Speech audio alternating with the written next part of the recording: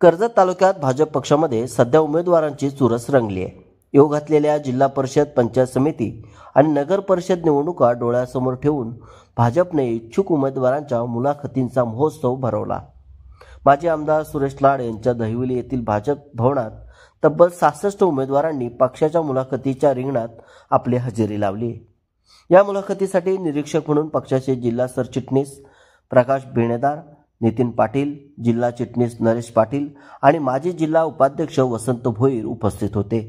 यावेळी जिल्हा परिषदेच्या 6 गटांसाठी व पंचायत समितीच्या 12 गणांसाठी उमेदवारांची परीक्षा घेण्यात आली. जिल्हा परिषदेच्या 6 गटातून 10 उमेदवार तर पंचायत समितीसाठी तब्बल 27 जणांनी आपली तयारी दाखवली. यामध्ये माजी सदस्य नरेश मसने यांचा विशेष उल्लेख करण्यात आला. नगर परिषदेच्या बाबतीत चुरस आणखी वाढलेली या निमित्ताने दिसून आली. थेट नगराध्यक्षपद हे इतर मागास प्रवर्ग महिलांसाठी राखीव असल्याने 4 उमेदवार महिला नेतृत्व घेण्यासाठी सज्ज झाले आहेत. माजी नगरसेविका स्वामिनी मांजरे, विनीता घुमरे, शर्वरी कांबळे आणि ॲडव्होकेट सुषमा ढाकणे यांची नावे समोर आली आहेत. तर 10 प्रभागातील 21 जागांसाठी 25 इच्छुक उमेदवार रांगेत उभे राहिले. या स्पर्धेत जुने अनुभवी चेहरे आणि नवे उत्साही चेहरे एकत्र दिसले.